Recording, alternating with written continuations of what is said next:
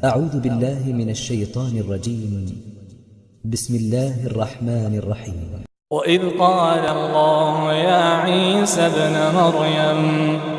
وإذ قال الله يا عيسى ابن مريم أأنت قلت للناس اتخذوني وأمي إلهين من دون الله قال سبحانك ما يكون لي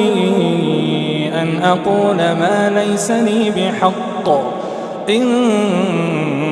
كنت قلته فقد علمته تعلم ما في نفسي ولا أعلم ما في نفسك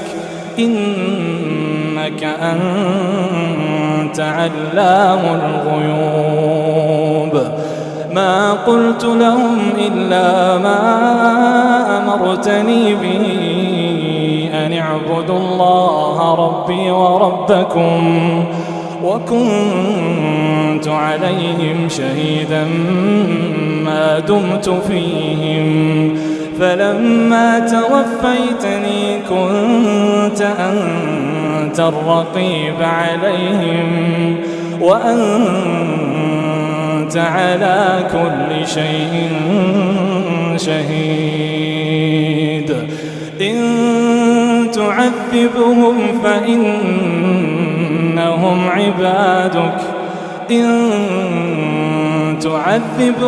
فإنهم عبادك وإن تغفر لهم فإنك أنت العزيز الحكيم قال الله هذا يوم ينفع الصادقين صدقهم لهم جنات تجري من تحتها الأنهار خالدين فيها أبدا رضي الله عنهم ورضوا عنه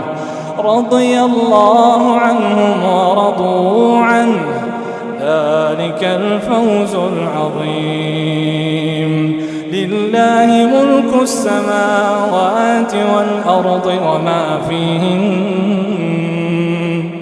وهو على كل شيء قدير.